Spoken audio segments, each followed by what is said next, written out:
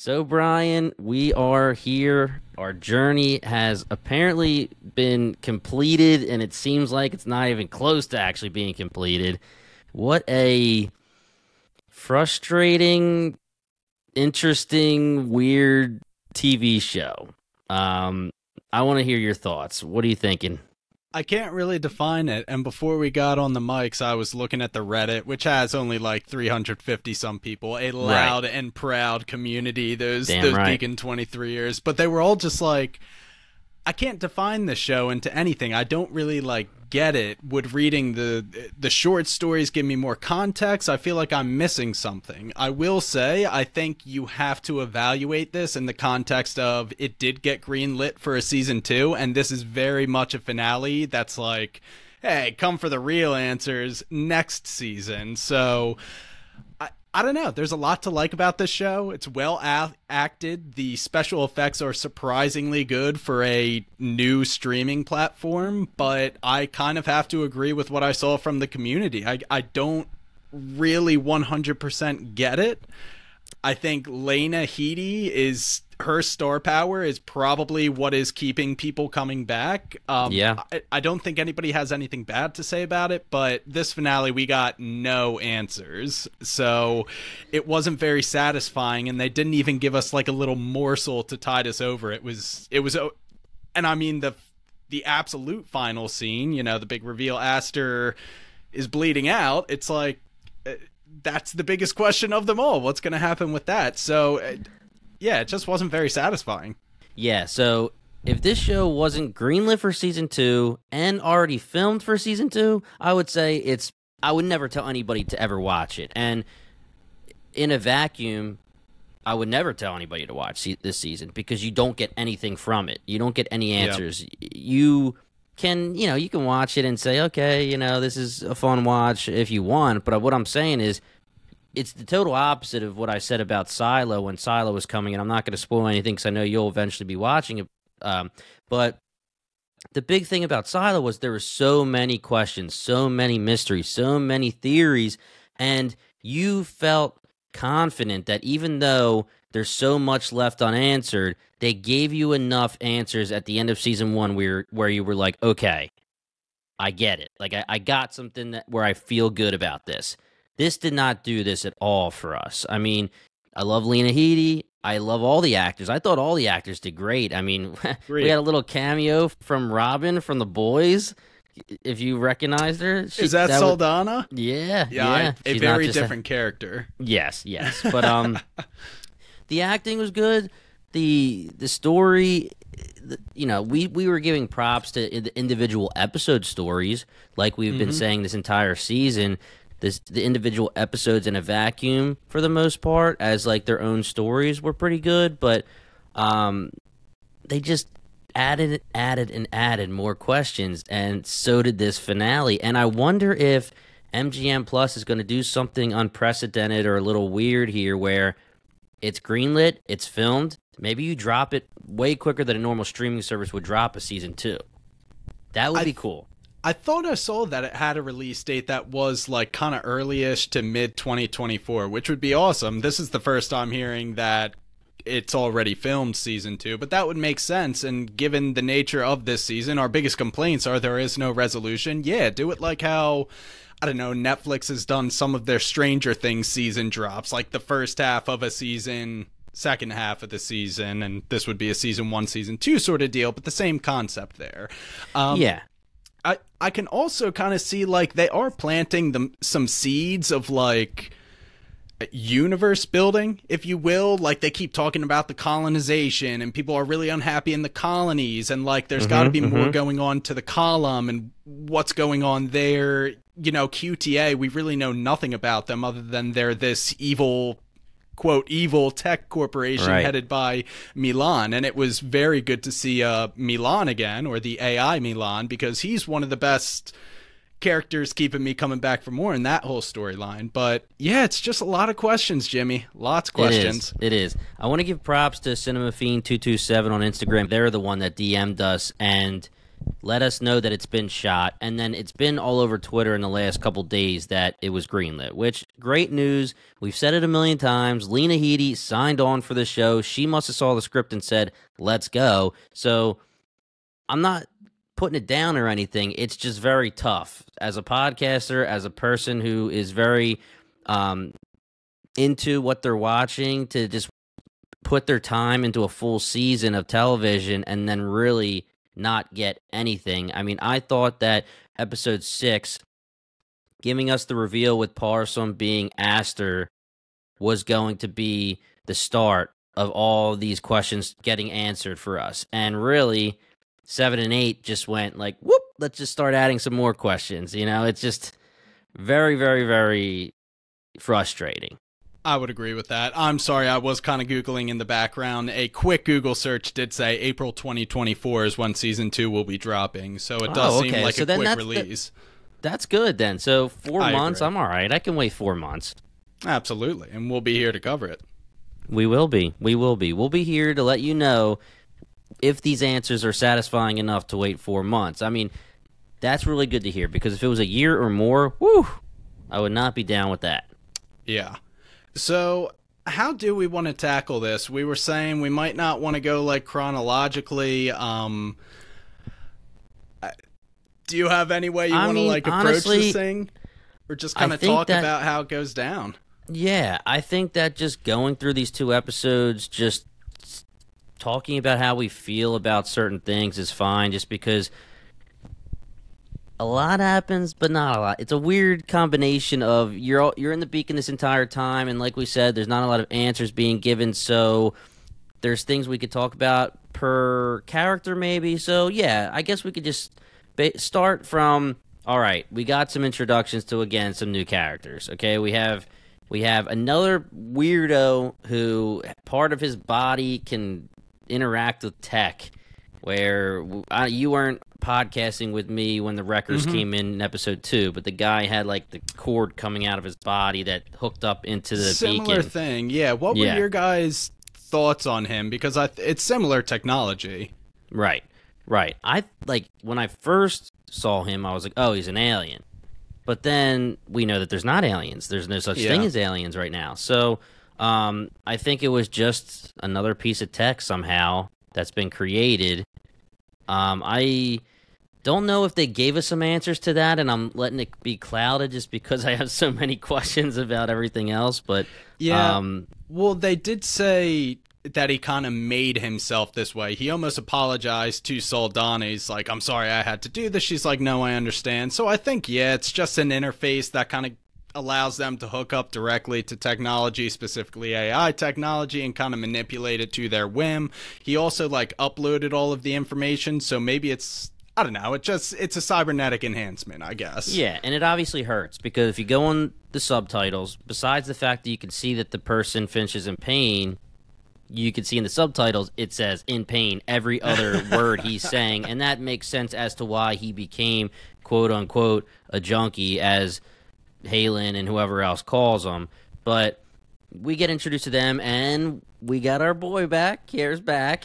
And we were projecting him to come back, so it was nice to see him.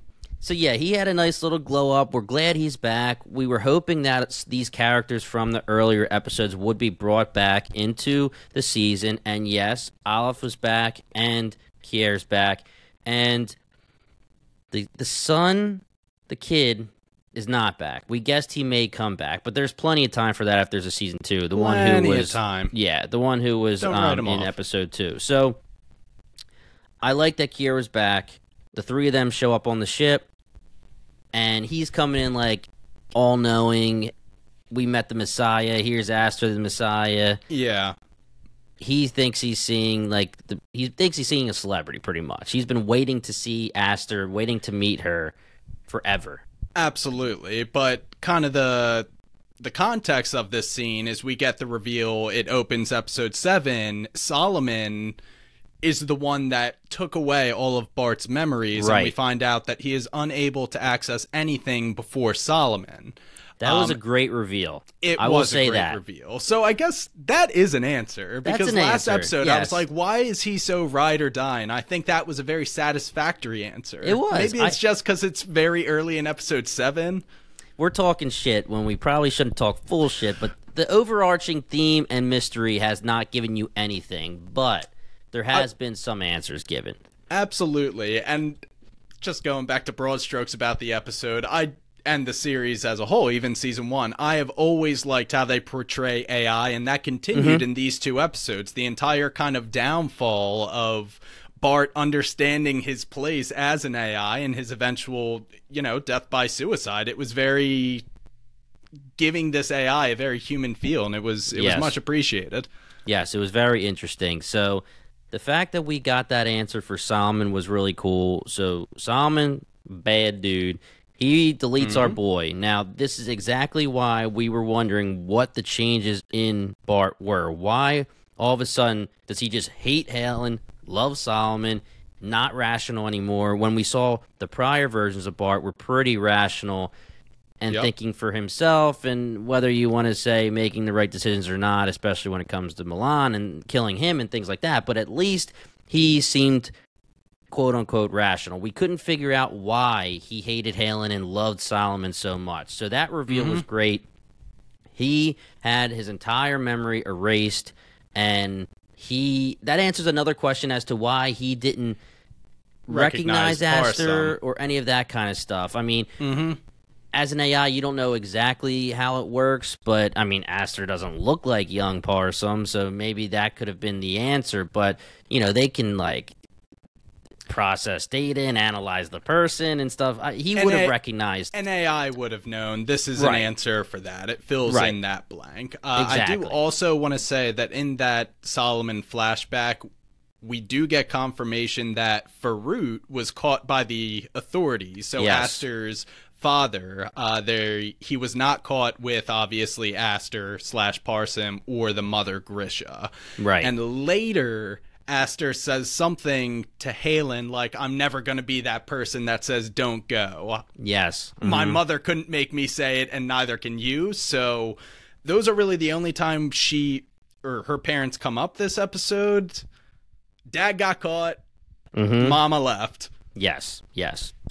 Couple answers. Couple answers, man. Little answers that they'll keep me going for 4 months. Maybe not for a year, but 4 months. Yeah, I'm okay. Just don't delay the release of season 2 on me. Hey, for sure. April 2024 sounds like. I hope those rumors are true. Me too. While we're on the topic of Aster, kind of her storyline going on in episodes 7 and 8 is that her memories are starting to come back, which is why when they find out that Bart can't access his memories, Aster kind of starts being like, no, we used to be friends, don't you remember? So kind of these whole 2 episodes, she kind of seems to have some of the answers from the artifact already in her back pocket, and some of these memories are coming back to her. Yeah, so I have to assume that now that she's seen the artifact again, like you said, it's flooding back in pieces. She starts to realize, oh, look, I gave the nick to the droid version of Bart, and I did this, and he was my friend, and you were a good person. And Bart's saying, I don't remember anything you're saying. I think you're lying. He is pretty defensive and doesn't realize at all that he had his memory deleted until they start probing a little bit more via Harm, via Aster pushing a little bit more, pushing the subject a little bit more. And this is where the problem starts to come in for Bart. Because then Bart starts to realize Solomon was a bad dude. He has no core memories anymore. He's only, basically him as a, if you want to say person, him as a thing was deleted pretty much. His core was deleted, and he's only on one track, the track that Solomon placed in him, and he realizes that this is not how he wants to, quote-unquote, live. Well, and that's even contradictory, because he's saying, I am incapable of change, I don't want to live anymore, but him being able to say that and understand that, he would rather be who he previously was, and being able to reject what Solomon made him is like, dude, you can change. You're showing it right now. Also kind of the card flip with Halen, where, Halen eventually leaves in the picker to check out the Amboina, he's like, sorry, bro, Solomon was the bad guy, and you were never actually a bad guy. I literally cannot open this door for you, but here's how you trigger the alarm to open the door. And that's another way of him, like, going around his program. How they approach these AI topics is very, very interesting. Yes, it is. I do agree with you. I think one of the best parts of this entire show is the AI. And, hey, we had some problems with Bart. The flashbacks, he was cool, but then he was a little bit of a D-bag throughout the present day, if that's how you want to say it, when it comes to Halen and Aster.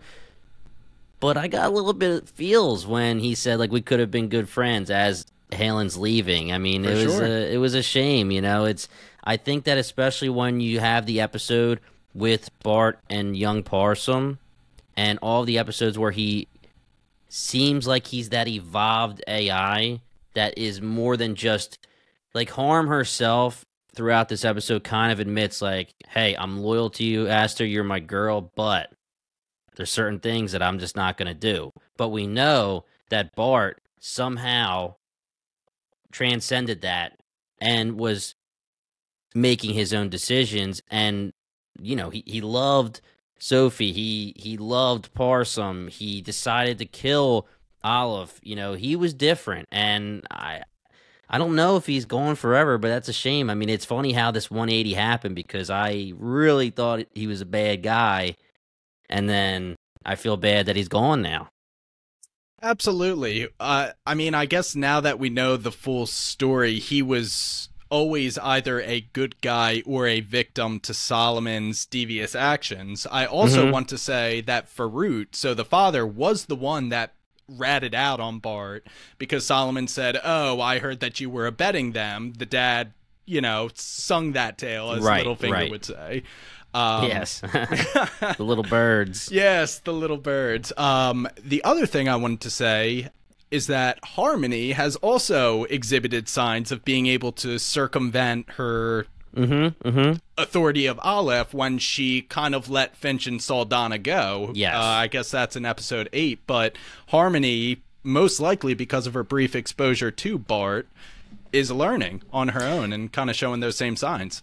Yes, I think that Harmony didn't realize she could do that until she met someone like Bart. You can tell that she said what she said to Aster because she thought that was true.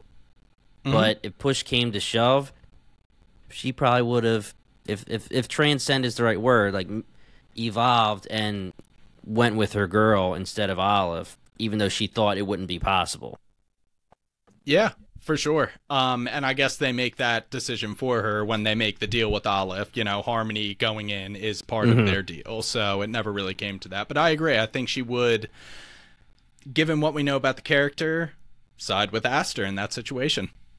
Yeah, so Kier is a big part of this 2 episodes. The other 2 characters, no offense, like, they did fine, but they don't really mean much to me to the point where I don't need to talk about them too much, except for the fact that they were just a thorn in the side of our main characters while they were dealing with their main plot points for these 2 episodes.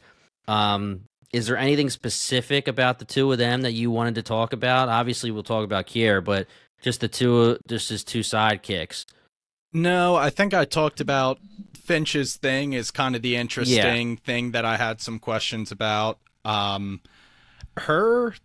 she was just kind of the person putting pressure on things to happen quickly inside the Beacon, kind of a story driver. But, I mean, season 2, if we kind of see the home base of the column and what their operations are, I expect her to pop up again and could play a more kind of significant role in the story. But both good characters. Yeah, the only thing that I will say about them is that for 2 people that were rolling with Kier, they were very not for the religious aspect of the column.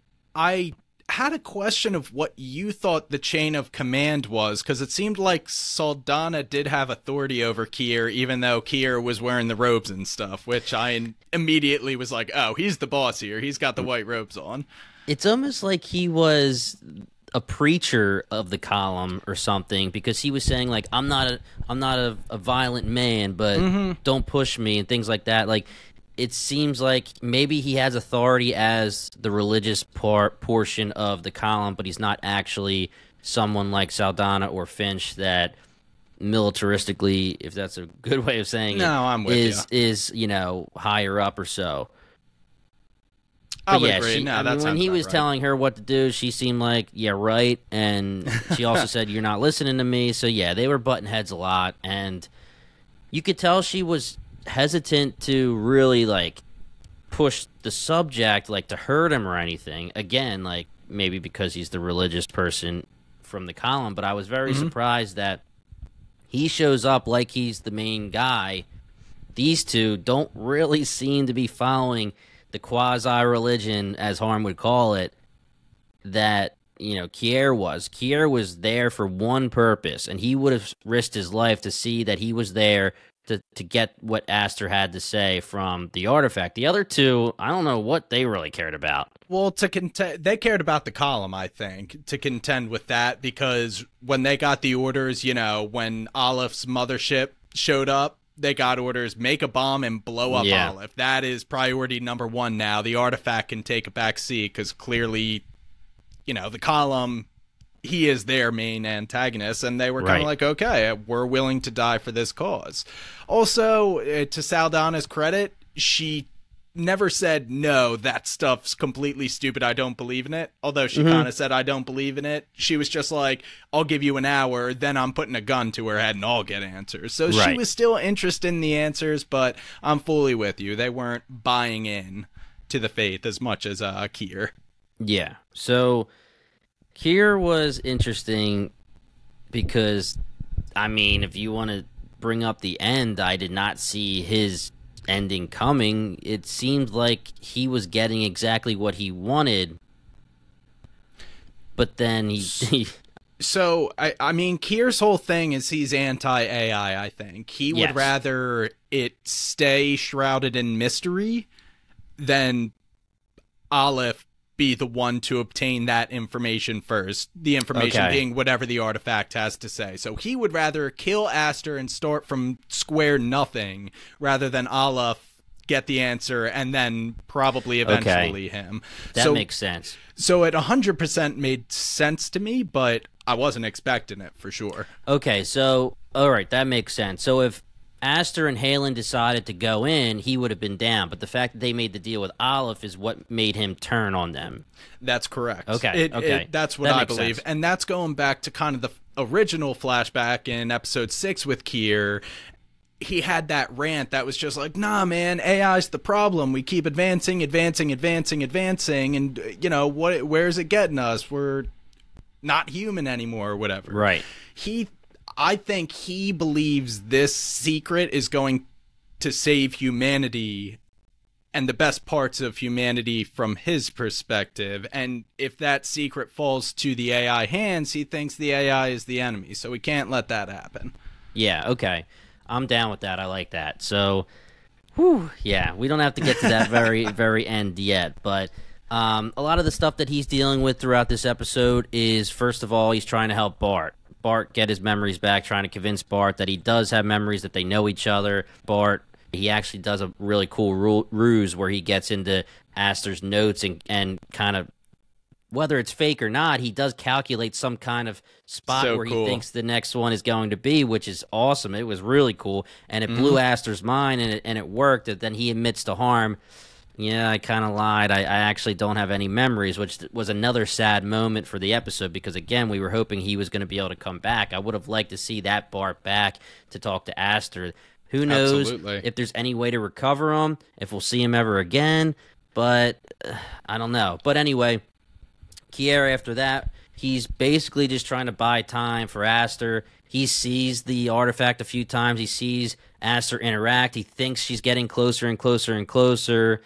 And then we get to the end with him. So there's not too much with him until the end, but basically the moral of the story is this guy believes in Aster. He believes that she can communicate. He's been waiting forever, and he's not going to let anything get in the way. And now I love what you were saying, and I agree that Olive showing up was end game for him. He was not happy with the deal that they made. Yep, and I'll tell you what, I don't think the artifact wants to be discovered by AI. That's why I think it literally cannot be observed by AI. Right. And I think we're starting to get into the episode 8 plot, and where Aleph starts having some conversations. He uses the term, "It bedevils me that I cannot see this thing in my AI form." It doesn't want to be seen. Right. And that's going to be interesting once season 2 comes, and what would happen when they bring harm into this artifact if it doesn't want to interact with artifacts. I mean, or with AI. That could be the end of harm. Like, we may have season 2 start where Aster has to deal with the fact that she lost harm because she didn't realize that the artifact has no ID or does not want the AI to be interacting with it. That would be a big twist if it like deletes Harmony or something and just obliterates her from existence, but I think it's more likely it just prohibits Harmony from ever entering the artifact. Harmony tries to enter and just reappears on the beacon or something like that. Right. Which would then foil Aleph's plan of trying to have eyes on the inside, as it were. Yeah, so Halen's story is also interesting for this episode because, as always, he's got ride or die for his girl. Now, a lot of these episodes we were talking about, it started with me and Kyle, and then me and you were also talking about it a little bit, and we weren't fully getting the ride or die, unless it's being influenced by the artifact. But as soon as Aster meets Halen, she's just basically like, we're destined. And they actually make a joke about that. And when Halen says, like, you've been talking about destiny since the moment I met you. But me and Kyle were saying, like, is there romantic relationships? Is there something there? Is it just a deep friendship? Is it literally destiny based on the artifact? This episode, I was getting a little romantic feelings coming. I don't know. I couldn't tell. More so these episodes than anything else. I mean, Right. episode 7, the first time we see them is like sleeping in bed together, taking turns observing the artifact. So they're coming heavy with those undertones. And I think neither of them said anything specifically lovey-dovey, but I think people antagonizing them were like, oh, you went, like, Saldana was like, yeah, your girl sprung you or something like that. So we're being led to believe it. Right now, it feels like it's kind of just destinies intertwined. I'm not sure if they feel that way. I don't feel that chemistry 100%. I don't. But there is some that's chemistry. the point. That's the point of where I was going.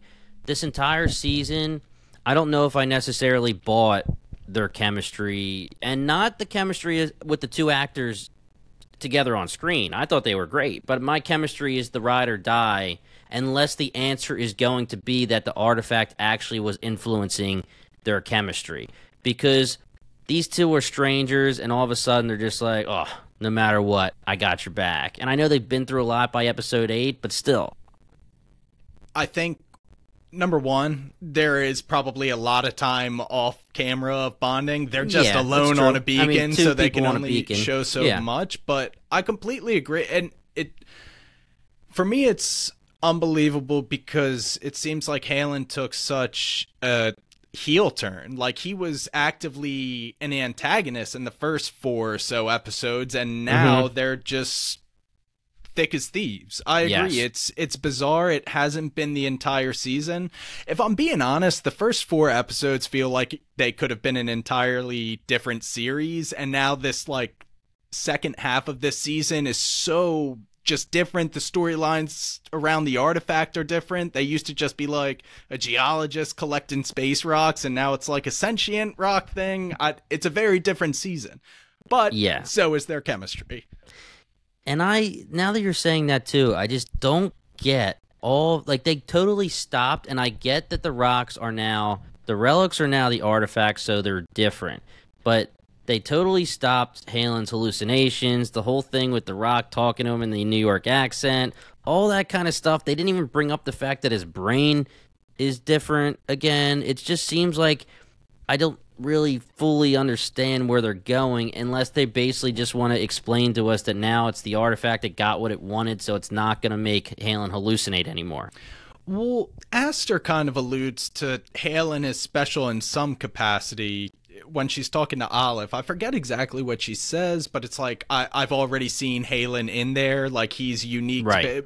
because he did do the spores. So, like... He's chosen. The artifact has chosen him, and we can talk about this really quick. So obviously, Halen, he has his purpose throughout the episodes. At least in the beginning, it's protect Aster, get them both away, deal with these intruders. But then it turns into, I'm gonna go to my ship and I'm leaving, and he gets to his ship, which magically shows up, which, again, destiny, I guess, but it magically shows up with no pilot. It's just empty. Well, we think it's empty.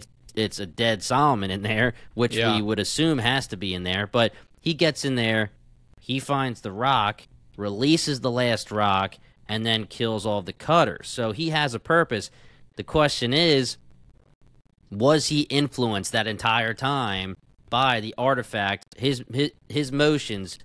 I'm in the beacon, I'm going to my ship, there's that last piece we're waiting for, release it, get rid of the cutters, come back on, do what I need to do. Is that entire thing influenced by the artifact? Because it's the destiny of him and Aster. You know, I guess that's the question. If I'm being honest, this is the first time I was like, why the hell is he throwing that rock out? Yes, of course, the artifact is still trying to pull in that last piece or last relic, if you will.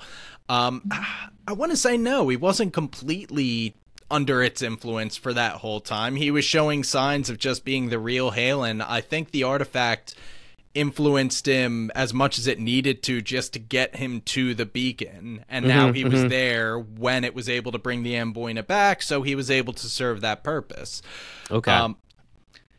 And you know, that's another thing that I wanted to bring up, is I'm wondering if it's like, well, I guess Halen got selected when he was out on mission, but I'm wondering if there is something special about the setting, the place, Beacon 23. Harmony kind of has this speech, hey, something about this beacon makes people and AI now alike go crazy. I mean, Bart's doing it, even I'm going against my programming. So I'm wondering if it's not necessarily that Aster, the person, was chosen, but the fact that she was like the only human ever to be born on Beacon 23, because, you know, that's prohibited, made her special, like her physical proximity to that region of space. And I can't take that theory any further than that, but it's something that popped up in my head I wanted to bring up.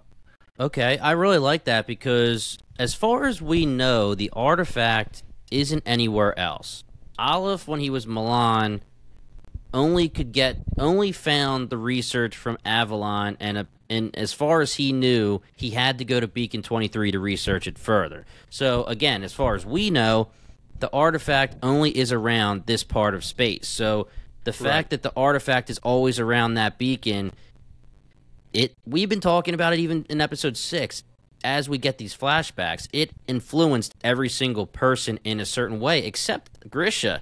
I mean, really, I guess Sophie too. She seemed Sophia. She seemed pretty normal. I don't think she was really influenced. I don't even know if it presented itself to her. I don't believe so. Right. So anyone that it was presented to, though, we talked about the dad, Farouk. He was more so going going really hard into his own work, into the calculations, into finding extraterrestrial life. But Parsum, Avalon, which we'll get into with theories in a little bit, Aster now, Halen, the AI, Solomon, all of them seem like they had been influenced, if they were interacting at all with this artifact. And I guess, like, Solomon, he would have been only interacting with the relics. So, yeah. Yeah, he didn't see the artifacts, but the relics, even so.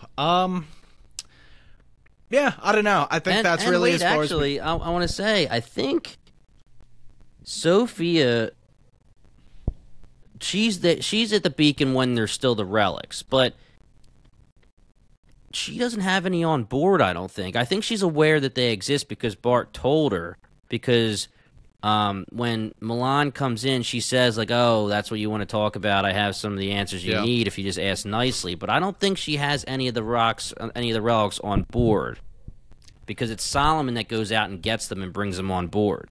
So maybe that's why she wasn't really influenced, and obviously there's no artifact at that time because it's blown up. Yeah. That could be an answer. Yeah, I would have to rewatch that Sophie episode. Yeah, me too. Yeah. Though I digress, yeah. So what else do we got here? I mean, we could start getting into some of this Aleph stuff, or we could talk about kind of this second series of flashbacks with, you know, young Aster, Parsim, and Aster adult in this, you know, evening gown. Looking nice and Cersei. Yeah, very nice and Cersei in front of the bright light door. And there's adult Halen in a little fisherman sweater. Interesting outfit choice. Yeah. But, you know, he's there. I don't know what this is supposed to be signifying.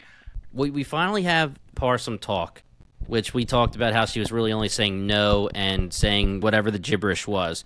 And in these flashbacks, she says, why did it stop singing to me? And what else does she say? She says hello to it. Yeah, she says hello. Hi. Yeah.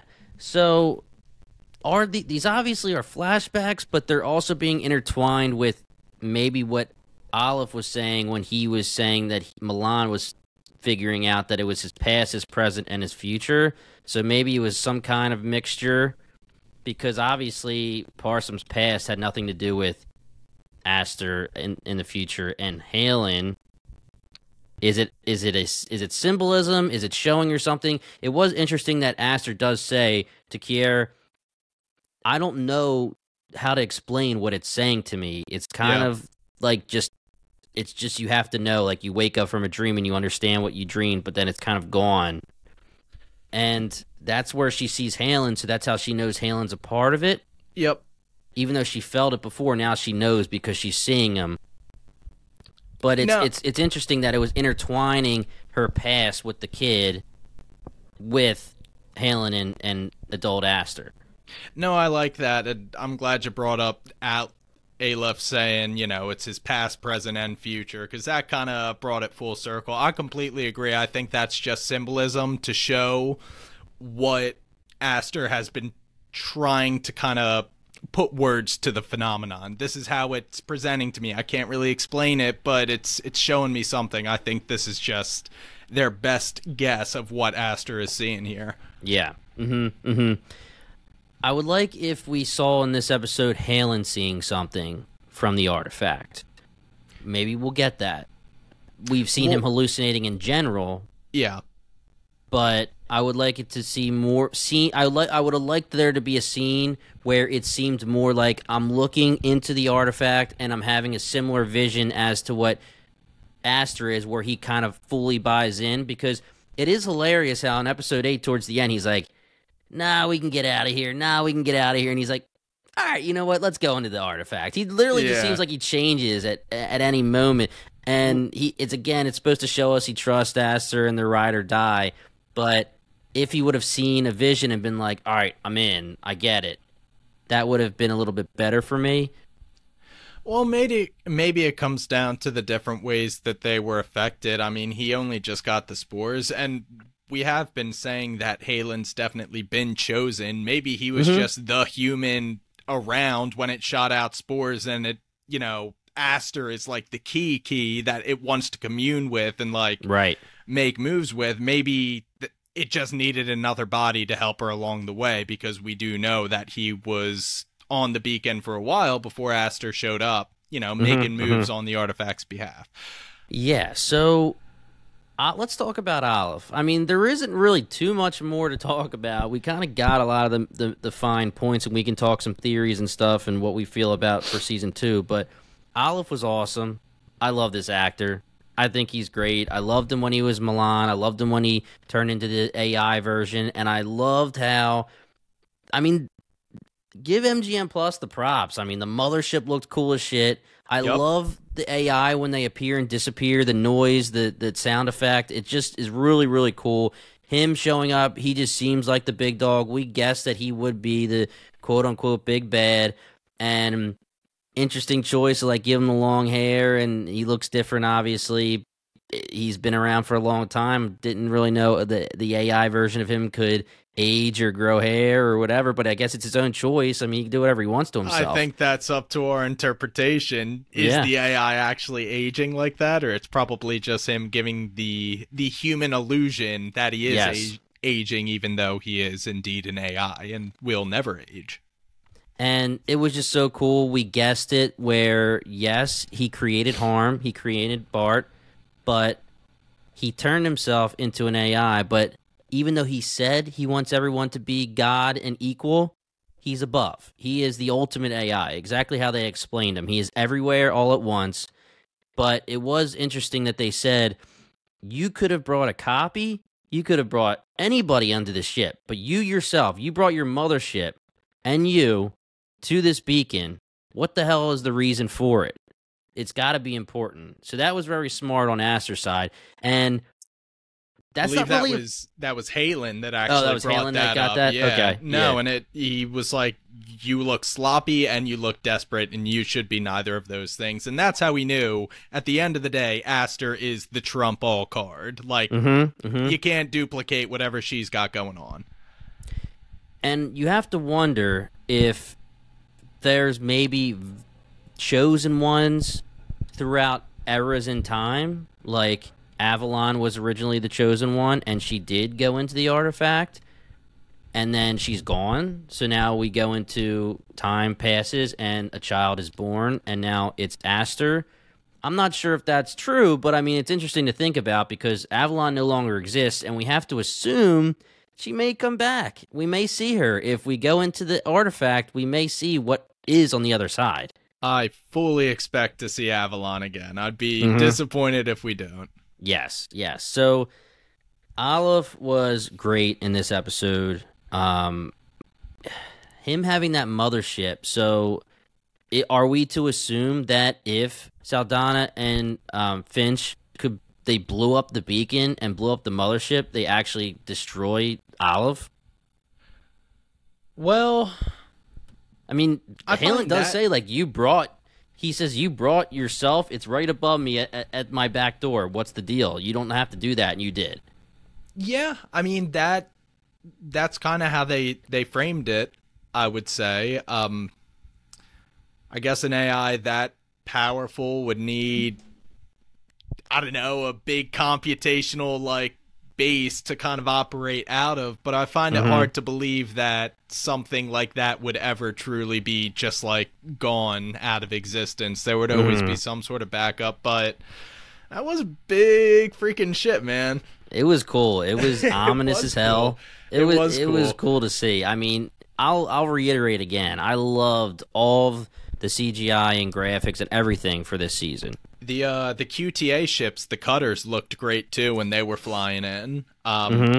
No, yeah, surprisingly good from MGM Plus. And we got to see our boy Halen finally pilot a ship and start killing some peeps.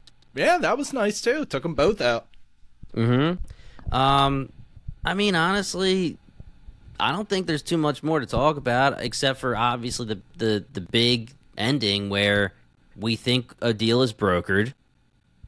Harm's going to come with Halen and Aster. It seems like very, very happy ending for Aster. She's getting exactly what she wants. She gets to go into the artifact. She brings Halen, and she brings Harm, who she finds as a friend.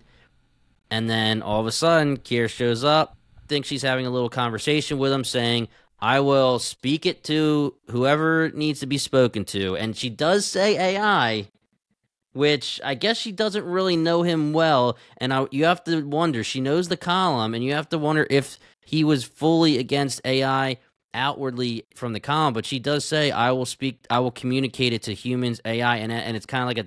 and he's like, I'm not going to allow that, and then boom, shoots her. So I'm sorry, you're saying Aster's words were, I'm going to tell it to everybody? She says there's a message, Don't worry, I'll let everybody know what it is, because she thinks that's what he is waiting for. And I think, I mean, maybe I need a rewatch, but I swore I saw at the end of the subtitle like she was about to say AI, like, because she says, I will speak the message to everybody, and it's not like a threat. She thinks she's telling Kier what he wants to hear. Right.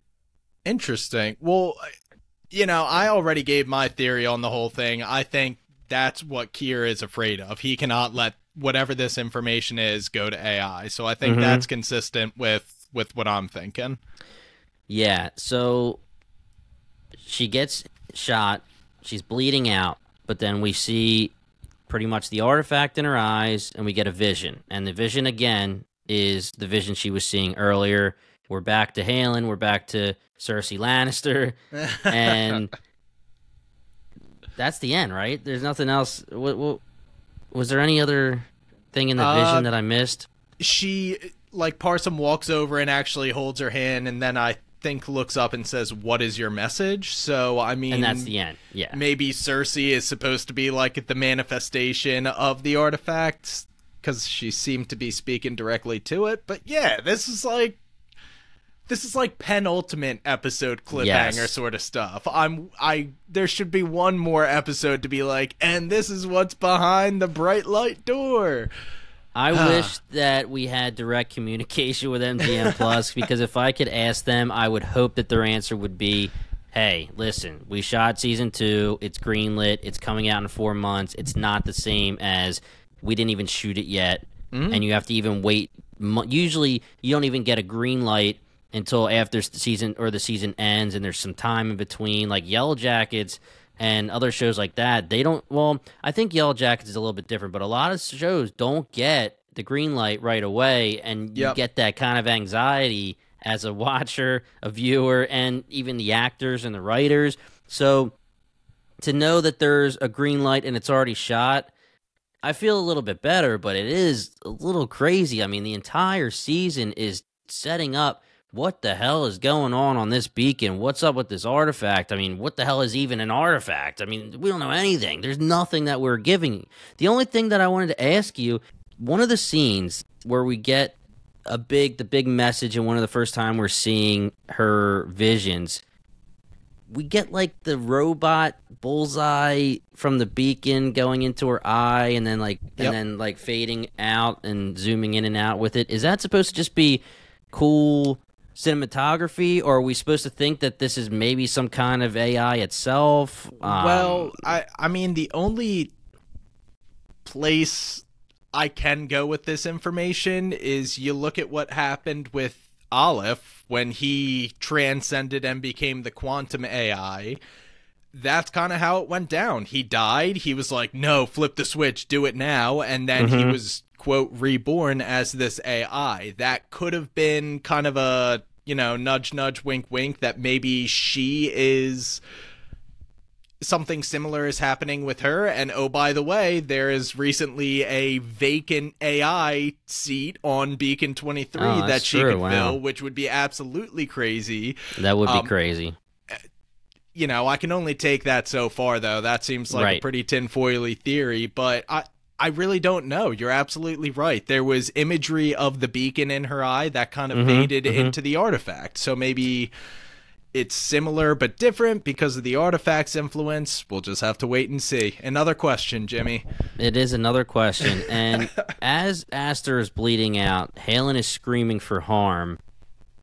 I'm wondering if Aleph had any control over Harm at that point. I mean, we know Harm would just pop back up if she could, but she doesn't. And he's screaming for a little bit. I mean, it's not like 5 minutes or anything, but it's enough time where I would say, why didn't she pop back up to say, holy shit, Aster, you okay?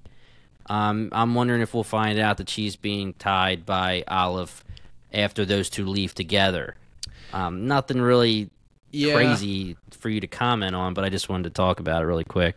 Well, Aleph had a villainous line to Harmony where he said, oh, I have a lot about the artifact to learn from you, alluding to, hey, you spent a lot of time with Aster, I need to learn everything about that. After that scene is when she kind of decided to free Saldana and Finch. So why I'm bringing this up is it seems like Aleph from this point on might have a very close eye on Harmony and her whereabouts, if not just take her fully off of Beacon 23 and back to the mothership. Especially now that Aster isn't around to honor the deal that they just made. He's probably going to be like, okay, I'll take Harmony back and get whatever information I can out of her. So are you assuming at this moment that Aster's physical body is going to die leading into season 2? And that we'll get Lena Headey as whatever's on the other side of the artifact, or as, again, like you said, a quantum AI, or just an AI on the beacon? Or do you think they're somehow going to save her? I mean, she bled out quick as hell. I was going to say, like, that is a fatal injury. Now, we're in the future, so I don't know if there's a stim pack that episode 1, it's all going to be fine, but that seems like they want us to think her physical body is dead. So that's how I'm taking it. I mean, that's interesting, especially as it being Lena Headey, the main character. That's very interesting. Obviously, she's not gone. We'll get her somewhere else as another version of Aster. But very interesting choice. I mean, I was talking some shit in the beginning of this episode. When I say when I was saying this show, you shouldn't watch it if there's no season 2, I fully agree with what I said. I will back that up. I will die on that mountain. It's just like 1899. It's a shame.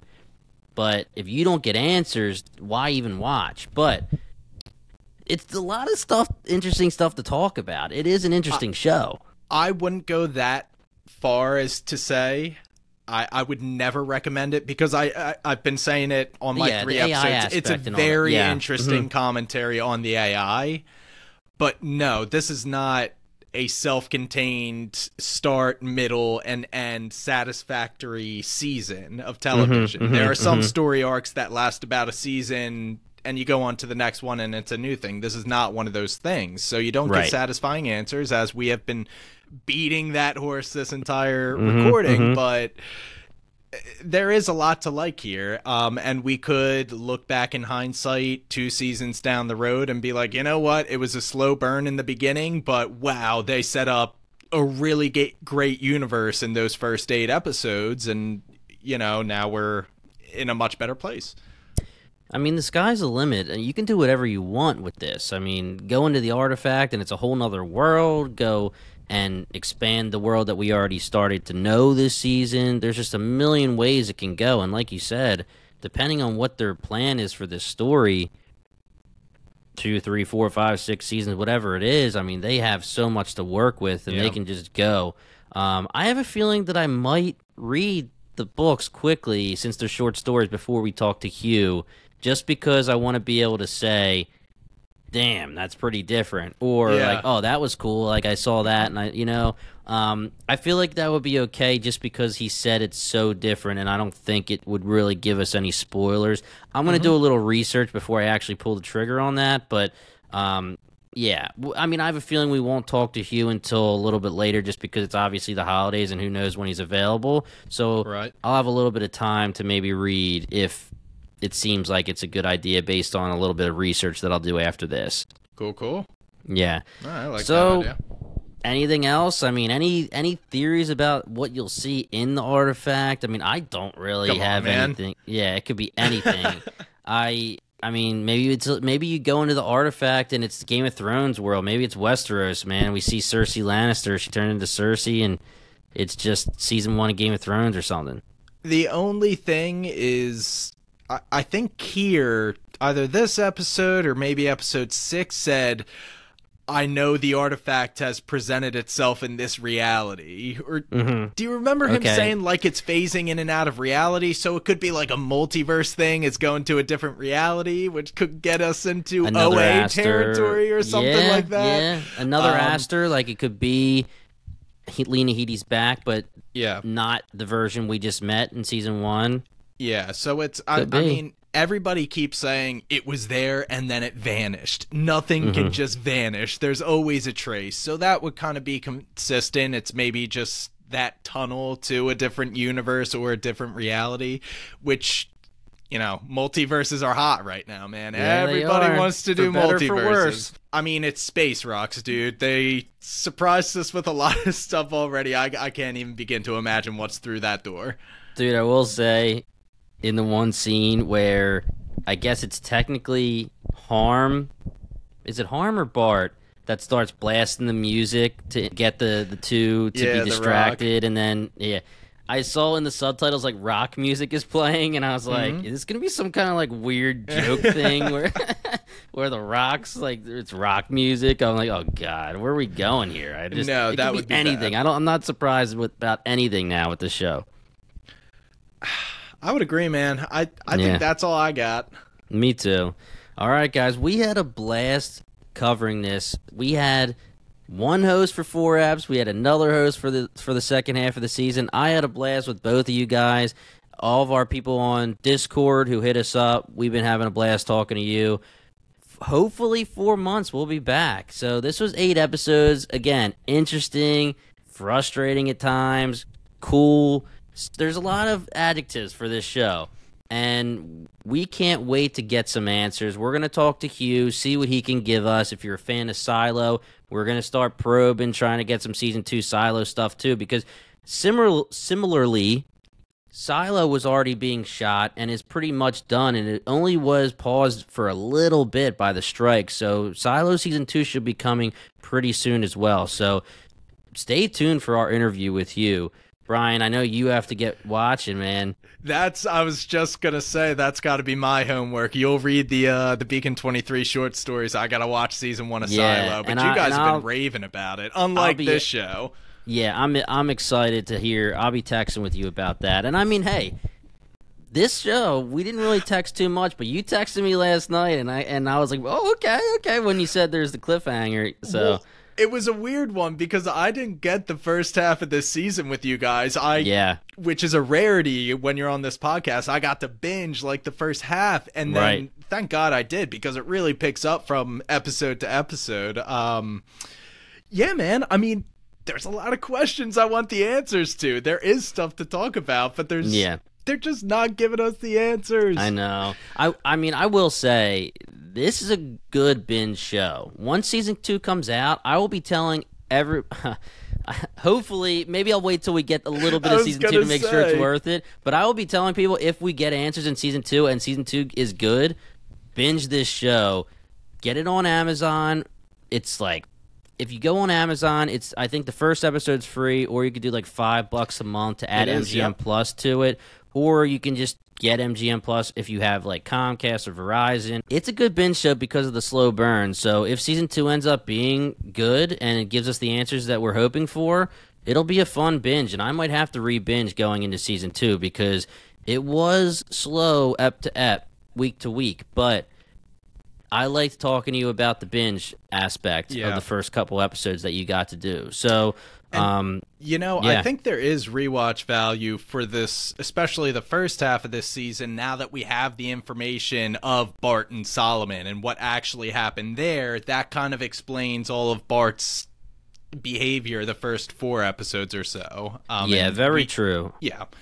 And I was saying that I really wanted to rewatch and get everything about what Aster was saying about her mom and dad that I kind of let brush right by in one ear and out the other, when it didn't seem as important. But then once we get the episodes with her parents in the past, I was like, oh man, I wish I clocked that. That'll be good for the rewatch value. So guys, 4 months, we'll be back. It'll be on the Silo feed. It'll be on the Beacon 23 feed. We'll keep them alive for you guys. And it will be on our BingetownTV feed, just like everything else. So please hit that subscribe button. We appreciate you guys. If you want to support the pod, all you have to do is hit that subscribe button. If you want to give us a review, hey, we appreciate that too. But the subscribe button is what really is how you can support us, just because we know that you're friends of the pod now. You get all of our episodes. You can find when we come out with a new TV show, and we have so much coming up. I said it all in the intro. We are covering so much now, so much in the very near future, and so much in the past 4 years or so. So BingetownTV.com. Type us in on Bingetown TV on any of your favorite podcast apps. Once again, we are Bingetown TV, and thank you so much for listening.